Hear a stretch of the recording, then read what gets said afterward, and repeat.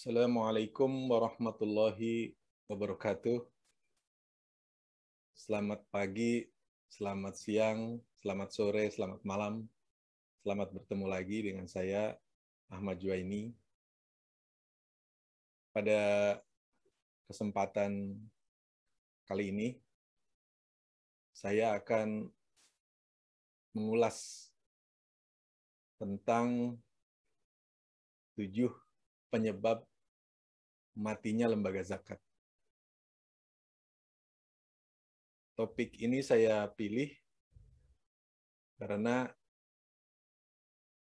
kadang-kadang dalam pertemuan saya di suatu acara, misalnya setelah suatu webinar, atau saya bertemu dengan salah seorang aktivis pengelola zakat, mereka bertanya faktor-faktor yang menyebabkan kegagalan daripada lembaga zakat.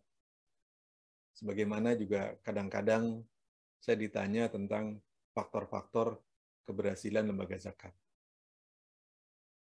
Namun, pada kesempatan ini, saya merasa bahwa penting buat saya untuk membahas kira-kira faktor-faktor apa atau unsur-unsur apa saja yang itu malah bisa menyebabkan suatu lembaga zakat dari keberadaannya dia bisa mengalami penurunan sampai bisa mati.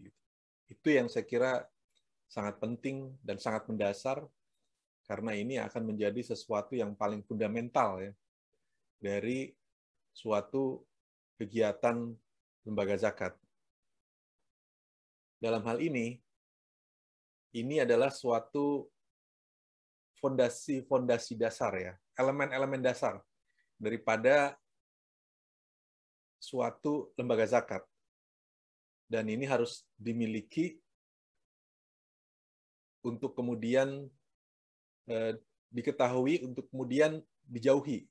Karena kalau kemudian ini bisa diatasi, bisa diperbaiki, atau bahkan diperkuat ya, sesuatu yang ada ini, maka dia akan menjadi kekuatan yang bisa menjaga suatu lembaga zakat itu bisa bertahan dalam jangka panjang.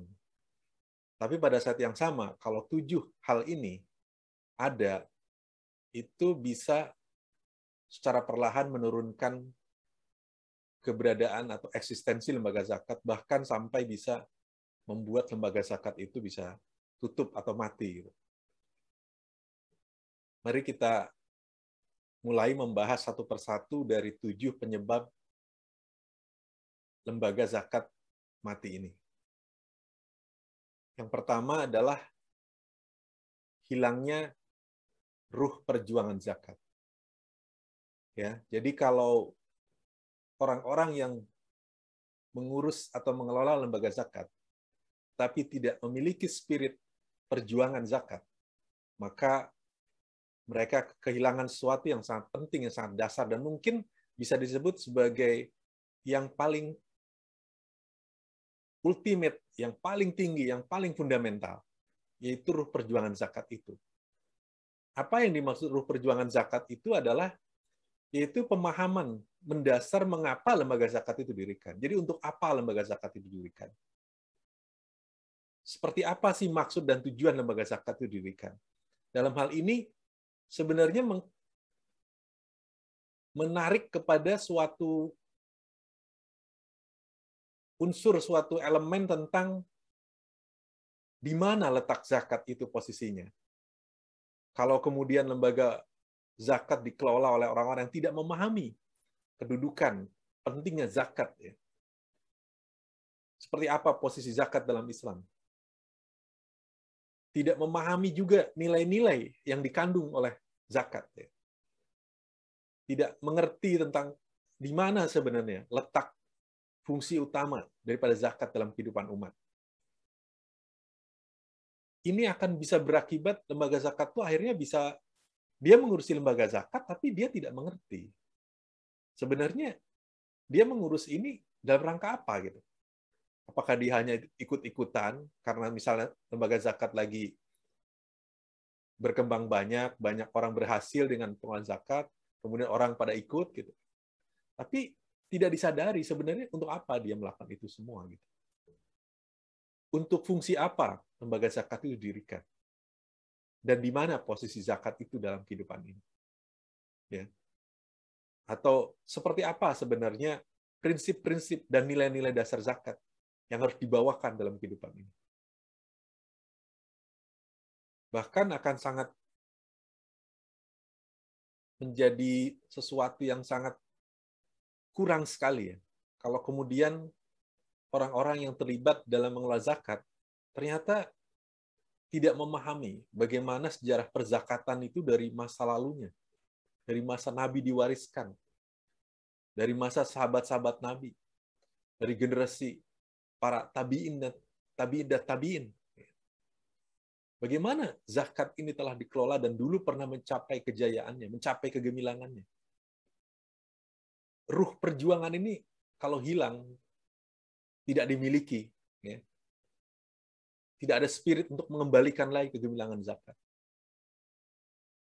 Pengelola zakat hanya sekedar merasa bahwa ini adalah suatu pekerjaan atau suatu kegiatan karena orang berhasil di sini dan kemudian kita bisa melakukan. Sayang sekali. Kalau orang mengurusi lembaga zakat, dia tidak memiliki ruh perjuangan zakat itu. Jadi ini sangat penting sekali, sangat fundamental sekali, sangat mendasar. Dan ini yang paling dasar yang pertama. Lembaga zakat akan mati kalau orang-orang yang mengelolanya tidak memiliki ruh perjuangan zakat.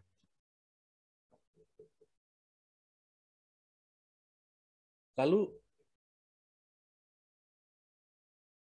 selanjutnya apa?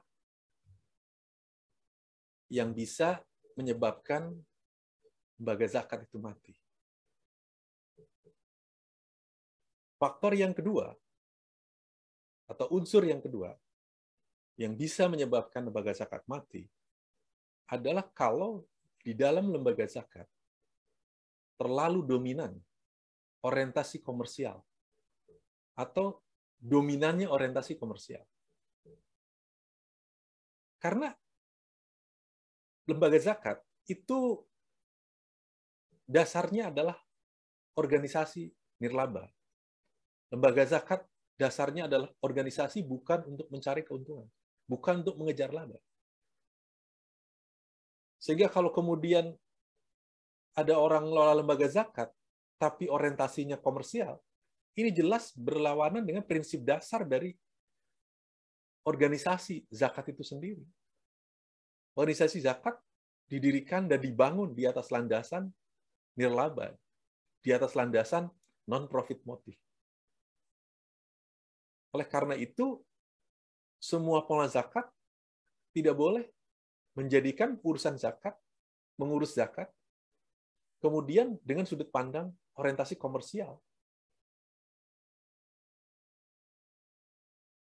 Mengurus zakat, mengelola zakat ya harus dengan spirit dasarnya ya spirit non-komersial, spirit nirlaba, di mana orang melakukan pengelolaan zakat itu bukan untuk mencari keuntungan, tapi untuk mencari manfaat, untuk mengejar kontribusi, untuk mengejar sesuatu yang bisa dikontribusikan dalam kehidupan ini, untuk memperbaiki kehidupan ini, untuk mengatasi sebagian permasalahan dalam kehidupan ini. Misalnya masalah kemiskinan. Itu adalah spirit daripada mengelola lembaga zakat. Bukan dengan semangat komersial. Bukan dengan semangat bagaimana caranya agar lembaga zakat itu punya keuntungan atau surplus yang besar, dan itu akhirnya akan menjadi jalan untuk meningkatkan kekayaan orang-orang yang mengelolanya. Sama sekali bukan seperti itu. Memang, di dalam kegiatan mengelola zakat, bisa saja suatu hari muncul kegiatan aktivitas komersial. Bisa saja. Misalnya kalau suatu hari lembaga zakat itu, misalnya karena ingin menambah pendanaan untuk membiayai operasional lembaga, kemudian merintis kegiatan yang bersifat komersial, itu mungkin aja. Tetapi kalaupun itu dilakukan, itu tidak boleh menggeser ataupun menggantikan prinsip dasar dari pengelolaan zakat yang sebenarnya bersifat nirlaba, yang bersifat non-komersial. Kegiatan usaha, kalaupun dilakukan oleh kegiatan lembaga zakat, dia harus ada di bawah suatu kendali dalam konteks semata-mata hanya untuk mendukung kegiatan kenirlabaan itu. Jadi itu hanya semata-mata sebagai supporting untuk mendukung tegaknya pengelolaan zakat yang bersifat nirlaba itu. Pengelolaan kegiatan komersial harus diletakkan dalam fungsi mensupport kegiatan inti, yaitu kegiatan mengelola zakat yang bersifat nirlaba. Jangan kemudian dijadikan kegiatan yang mengendalikan daripada seluruh kegiatan lembaga zakat itu. Dan kalau kemudian lembaga zakat akhirnya dominan berorientasi komersial, maka lama-lama yang akan terkikis adalah semangat mengabdi dan melayani, khususnya mengabdi kepada kegiatan-kegiatan yang bermanfaat, khususnya melayani kelompok masyarakat duafa, khususnya dalam konteks memberi manfaat besar dalam kehidupannya akan semakin terkikis. Dan segala sesuatunya akan selalu diukur dengan pendapatan, akan diukur dengan keuntungan, akan diukur dengan profit dan laba. Kalau sudah seperti itu, maka lembaga zakat akan menyusut dan cenderung menjadi lembaga yang kehilangan spirit perjuangan zakatnya tadi. Ini yang tentu tidak boleh terjadi di lembaga zakat. Jadi kalau lembaga zakat harus tetap tegak sebagai organisasi nirlaba dan tidak boleh berorientasi komersial secara dominan. Ini yang saya kira yang harus juga dijaga dan dikuatkan. Karena ini bahaya kedua daripada lembaga zakat, dan ini juga faktor kedua yang akan menyebabkan lembaga zakat itu bisa mati.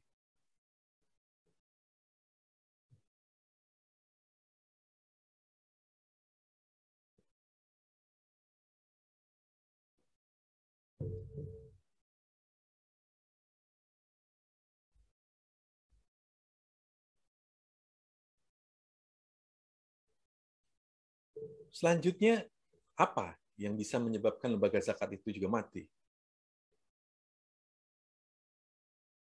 Faktor yang menjadi penyebab lembaga zakat bisa mati yang ketiga adalah ketika dominannya interest pribadi atau kepentingan pribadi. Betul, setiap orang tuh punya kepentingan, punya interest pribadi, punya motif pribadi. Setiap orang memang demikian. Itu betul, tidak bisa dihindari. Macam-macam interest pribadi itu.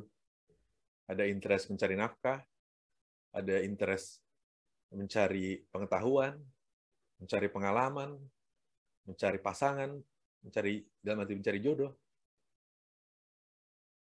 mencari popularitas, mencari prestis, mencari prestasi. Banyak sekali yang bisa dimasukkan dalam kategori motif atau interest pribadi itu. Dan pada dasarnya sebenarnya semua itu wajar ada. Karena memang setiap manusia memiliki interest. Namun, kalau kemudian interest pribadi ini sangat dominan, maka dia akan menjadi faktor yang membahayakan lembaga zakat. Interest pribadi pada akhirnya, kalau terlalu menguasai lembaga zakat, akhirnya akan menjadi pengendali dan akhirnya akan mengalahkan fungsi utama lembaga zakat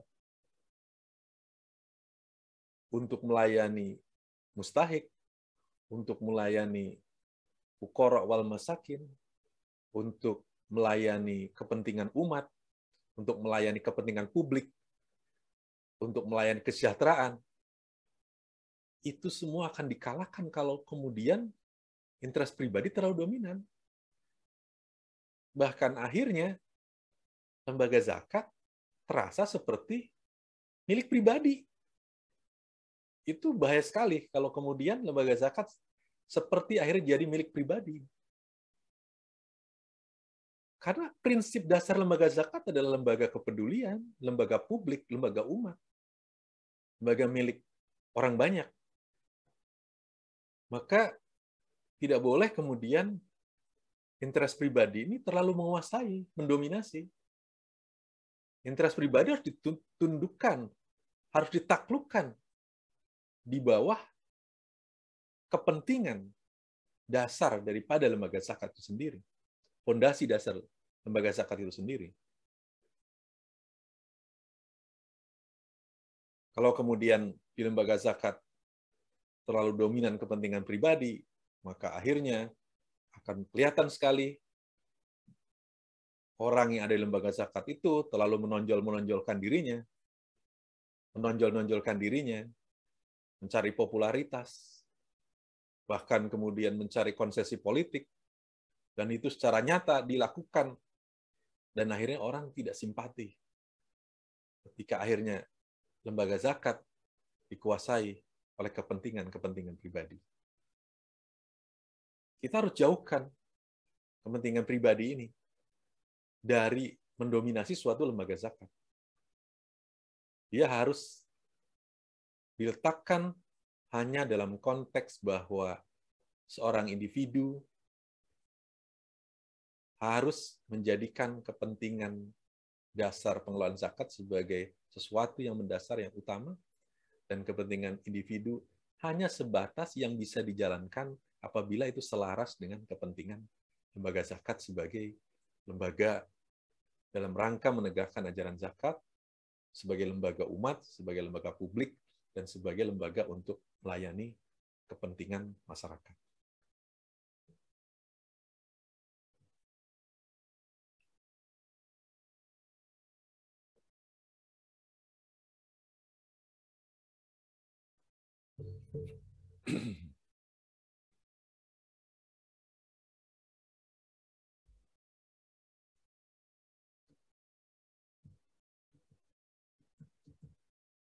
Apalagi faktor selanjutnya yang bisa menyebabkan lembaga zakat mati.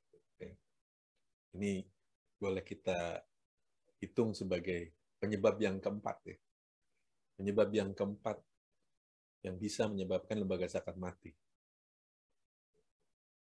yaitu adalah kehilangan transparansi dan akuntabilitas publik. Jadi lembaga zakat itu kan bagaimanapun juga adalah lembaga umat. Lembaga zakat itu milik masyarakat, milik publik.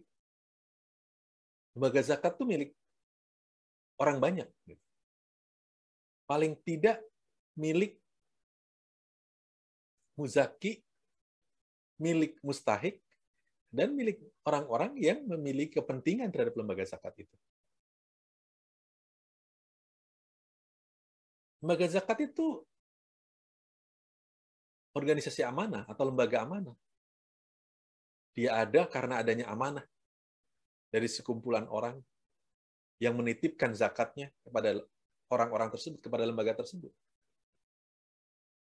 Jadi keberadaannya karena dia menjalankan amanah. Dan karena menjalankan amanah, mau tidak mau, dia harus bertanggung jawab. Dia harus mempertanggungjawabkan amanah itu. Dan di sini arti penting dari akuntabilitas, yaitu pertanggungjawaban. Di dalam lembaga zakat itu harus betul-betul memiliki pertanggungjawaban kepada publik. Dan karena harus memiliki pertanggungjawaban kepada publik, lembaga zakat itu harus dikontrol dan diawasi. Jadi nggak boleh kemudian lembaga zakat berjalan tidak ingin diawasi oleh masyarakat, tidak boleh dikontrol oleh masyarakat, tidak boleh dikontrol oleh pihak lain. Lembaga zakat itu harus bersedia untuk selalu dikontrol dan diawasi karena dia adalah lembaga publik, lembaga amanah. Di situ prinsip akuntabilitas. Dan karena dia memiliki akuntabilitas dan harus diawasi, dia harus transparan, dia harus terbuka. Harus ada orang lain yang mengetahui apa yang dilakukannya itu. Harus ada orang lain yang mengetahui bagaimana organisasi itu dijalankan. Tidak boleh ditutup-tutupi, tidak boleh disembunyikan. Lembaga zakat harus terbuka, harus transparan untuk mempertanggungjawabkan apa-apa yang dilakukannya ini kepada publik. Transparansi dan akuntabilitas ini selayaknya dilakukan dengan seoptimal mungkin. Tentu sesuai dengan kesanggupan dan kemampuan. Tapi prinsip dasarnya, semua lembaga zakat harus transparan, harus akuntabel. Mereka harus bersedia membuka diri, terbuka, menunjukkan bagaimana mereka mengelola dana publik ini, yaitu dana zakat itu. Dan bagaimana mereka mempertanggungjawabkan dana publik ini. Agar kemudian mereka bisa diawasi dan dikontrol oleh masyarakat. Dan dengan demikian, nantinya akan bisa dicegah terjadinya penyalahgunaan. Atau setidak-tidaknya dikurangi terjadinya penyalahgunaan. Dan melakukan pelaporan dalam konteks lembaga zakat bukan hanya kewajiban, tapi harusnya sampai pada level kebutuhan. Yaitu bahwa karena dia merasa perlu diawasi, karena dia perlu dikontrol, karena dia perlu diperiksa apakah tindakannya itu sudah benar sesuai amanah yang dilakukan, maka dia harus melakukan laporan, membuat laporan kepada pihak-pihak yang bisa mengawasi dan kemudian bisa mengontrol. Sehingga kemudian apa yang dilakukannya ini telah sesuai dengan pemberi amanah, ya, telah sesuai dengan apa-apa yang telah diamanahkan oleh pemberi amanah. Jadi bagaimanapun juga, kalau lembaga zakat sudah tidak transparan dan akuntabel, ya, itu sulit masyarakat percaya, sulit untuk membangun trust di masyarakat kalau lembaga zakat tidak transparan dan akuntabel. Ujung-ujungnya, masyarakat tidak mau tahu, tentu saja, termasuk di dalamnya, kalau sudah tidak mau tahu, ya tidak mungkin percaya dan mau menyumbang kalau lembaga zakat kehilangan transparansi dan akuntabilitasnya. Jadi pada akhirnya, kalau lembaga zakat kehilangan transparansi dan akuntabilitasnya, mereka juga bisa mati. Lama-lama bisa mati lembaga zakat ini kalau mereka tidak transparan dan akuntabel.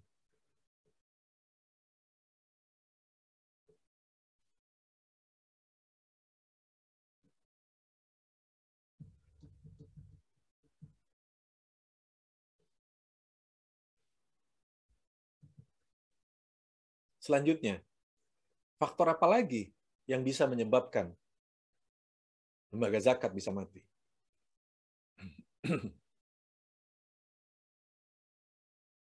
Faktor berikutnya yang bisa menyebabkan lembaga zakat bisa mati adalah kegiatan-kegiatan penyaluran dana secara sia-sia. Kegiatan-kegiatan pendistribusian dana yang tidak bermanfaat. Melakukan program-program pemanfaatan dana yang tidak memiliki nilai guna dan tidak memiliki nilai manfaat. Penyaluran dana secara sia-sia ini akan berujung kematian bagi lembaga zakat. Kenapa? Yang pertama,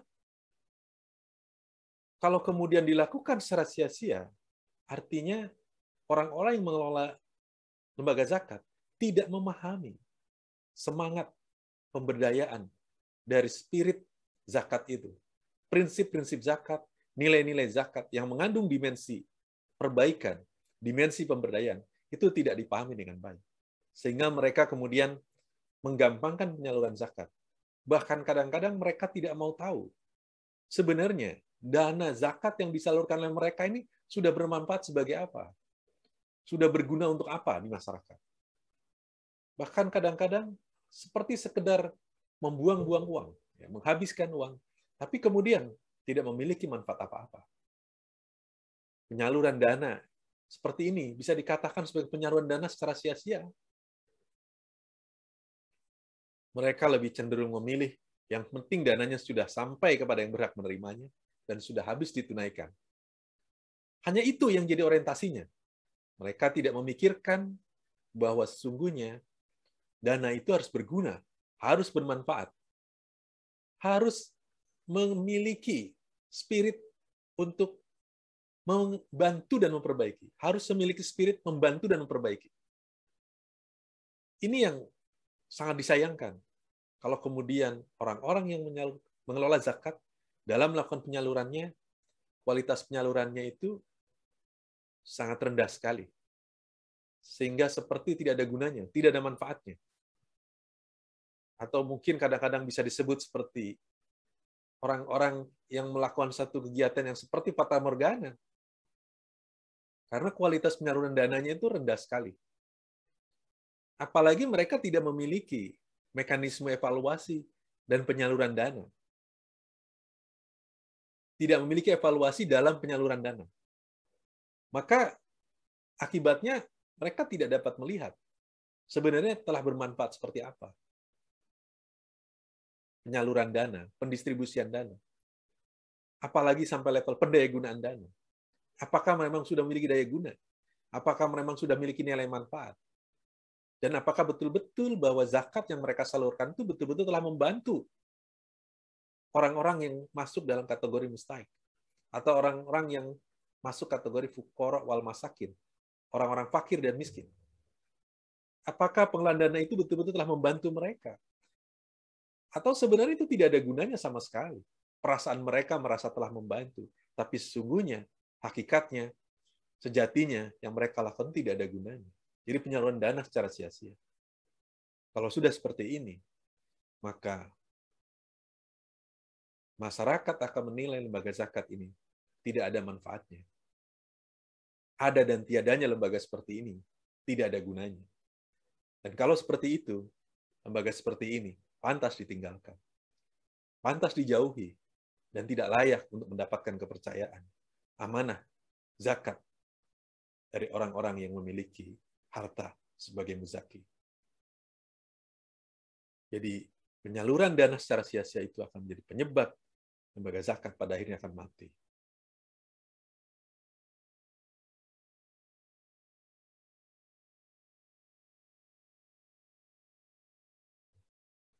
Selanjutnya, apalagi yang bisa menyebabkan suatu lembaga zakat akan mati? Yaitu faktor lainnya adalah jumud dalam menghimpun dana, beku dalam menghimpun dana. Tidak ada suatu perbaikan dalam cara-cara mengumpulkan dana zakat. Tidak ada inovasi dalam upaya melakukan kegiatan-kegiatan kalau sekarang disebutnya fundraising. Tidak ada upaya untuk melakukan satu terobosan-terobosan baru. Tidak ada kreativitas dalam menghimpun dana zakat. Jumud, beku, hanya mengandalkan sesuatu yang pernah dilakukan di masa lalu, bahkan di masa yang sangat lalu. Cara-caranya masih sama seperti mengumpulkan zakat 30 tahun yang lalu, atau 50 tahun yang lalu bahkan. Kalau sudah seperti itu, kegiatan pengelolaan zakat itu betul-betul hanya mengandalkan kewajiban muzaki saja. Karena muzaki diwajibkan membayar zakat, itu saja yang diandalkan. Mereka tidak memiliki spirit dan semangat bagaimana sebenarnya mengumpulkan zakat yang lebih baik, yang lebih kreatif, yang lebih inovatif. Mereka cenderung pasif dan menunggu datangnya muzaki di kantor-kantor atau konter-konter pelayanan penerimaan zakat mereka. Mereka cenderung menunggu gitu. Sampai kemudian si muzaki ini datang ke konter pelayanan zakat mereka. Atau mereka berharap para muzaki itu mengirimkan uangnya ke rekening lembaga zakat. Tanpa ada daya upaya, tanpa ada upaya-upaya untuk meningkatkan cara-cara dalam menghimpun dana zakat tersebut.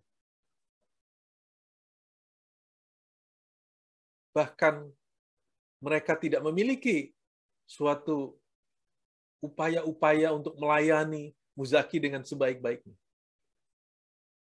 Tidak ada orientasi untuk bagaimana mereka melayani muzaki dengan sebaik-baiknya, seoptimal mungkin.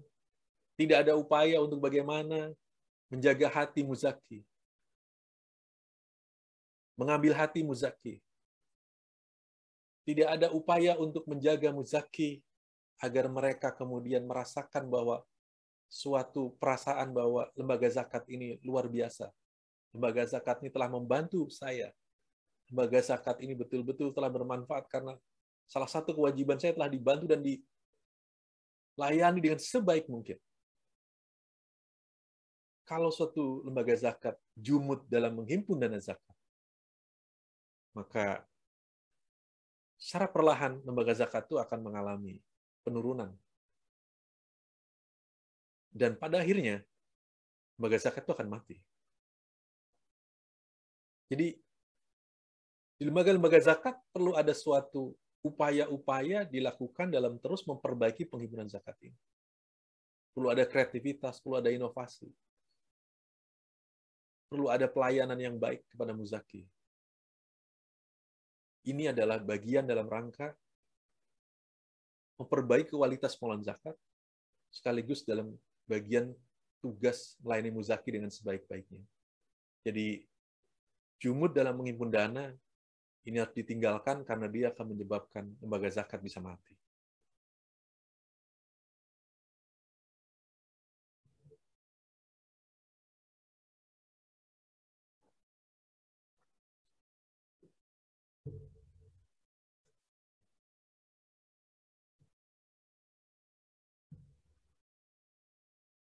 Selanjutnya, apa yang juga menyebabkan lembaga zakat bisa mati? Ini adalah faktor yang ketujuh ya. Ini faktor yang terakhir. Ketujuh, apa yang menjadi penyebab lembaga zakat mati? Jadi, faktor yang ketujuh yang menyebabkan lembaga zakat itu bisa mati adalah tidak memiliki adaptasi teknologi. Lembaga zakat tidak memiliki adaptasi teknologi. Mereka terlalu mengandalkan cara-cara tradisional dan konvensional. Apalagi di zaman yang sekarang ini. Di zaman era 4.0 yang sudah akan menjadi 5.0 ini. Bahkan mungkin sebagian sudah masuk fase 5.0 sekarang ini. Maka mau tidak mau, lembaga zakat harus ramah dalam mengadaptasi teknologi dalam pekerjaan-pekerjaannya, dalam tugas-tugasnya, dalam aktivitasnya. Semua prosedur operasi yang dulu dilakukan secara manual, saat ini harus digantikan oleh teknologi, terutama teknologi digital. Itu mau tidak mau, kita harus terus-menerus melakukan proses perubahan itu di dalam lembaga zakat. Prosedur operasi kita yang masih dilakukan secara manual itu perlahan-lahan harus diadaptasi dengan teknologi, diadaptasi dengan teknologi informasi. Kita jangan terlalu percaya diri pada kemampuan SDM kita yang selama sebelumnya atau SDM yang ada, tapi mereka tidak memiliki kemampuan mengadaptasi teknologi dalam pekerjaan-pekerjaannya. Akselerasi mereka sangat lambat dalam mengakselerasi teknologi. Kalau itu terjadi, maka kecepatannya akan menjadi rendah, ketelitiannya menjadi rendah, akurasinya menjadi rendah. Karena tidak mengadaptasi teknologi itu kan menjadi lambat, tidak akurat, kemudian terlalu banyak memboroskan sumber daya, memboroskan sumber daya. Karena tidak ada otomatisasi. Sesuatu yang seharusnya bisa diotomatisasi, tidak dilakukan secara otomatisasi. Dan kemudian ada lembaga-lembaga zakat yang memandang bahwa kenapa mereka tidak melakukan adaptasi teknologi, karena menganggap teknologi itu rumit dan mahal. Betul bahwa mengadaptasi teknologi itu butuh biaya, dan butuh pembelajaran, butuh ya pemindahan informasi. Tetapi itu bukan sesuatu yang sulit, bukan sesuatu yang mustahil, dan itu harus dilakukan. Karena itu memang tantangan saat ini. Masyarakat kita sudah berkembang sedemikian rupa, kegiatan-kegiatan di luar juga sudah sedemikian cepatnya perubahannya. Jadi mau tidak mau, teknologi harus diadaptasikan ke dalam pengelolaan zakat. Supaya kemudian lembaga zakat ini tidak tertinggal, tidak kemudian akhirnya jadi terpuruk, dan akhirnya bisa mati. Karena lembaga zakat yang tidak bisa mengadaptasi teknologi, pada akhirnya akan ketinggalan. Kalau sudah ketinggalan, akhirnya akan pelan-pelan dilupakan. Dan akhirnya kalau sudah dilupakan, ya secara perlahan-lahan, dia juga akan mengalami terus penurunan, dan akhirnya bisa mati. Demikian kira-kira 7 penyebab lembaga zakat mati yang perlu dijauhi, ya penyebab-penyebabnya. Ya kalau sudah ada, ya tentu harus dikurangi dan dibuang atau disingkirkan, sehingga kemudian lembaga zakat bisa bergerak lebih baik, berjalan lebih optimal, dan akhirnya bisa kuat bertahan, bahkan terus berkembang, tumbuh dan berkembang, terus mengalami perjalanan dan peningkatan dalam masa yang sangat panjang. Bahkan ternyata misalnya dari waktu ke waktu lembaga zakat itu bukan hanya terus bertahan dan berkembang dalam jangka panjang, tapi juga terus mencapai peningkatan prestasi, mencapai prestasi baru, mencapai peningkatan prestasi, mencapai prestasi baru, mencapai peningkatan prestasi. Begitu seterusnya. Mudah-mudahan penjelasan ini akan memberikan satu manfaat banyak dan berguna kepada, khususnya kepada teman-teman ataupun sahabat-sahabat ataupun orang-orang ya yang terlibat dalam mengurusi zakat, dan kemudian mereka bisa memperbaiki lembaganya dengan sebaik-baiknya. Sekali lagi mudah-mudahan banyak manfaatnya, dan kita bertemu di topik lain dan tema lain dalam pertemuan-pertemuan selanjutnya. Terima kasih. Wallahul muwaffiq ila aqwamit thoriq. Wassalamualaikum warahmatullahi wabarakatuh.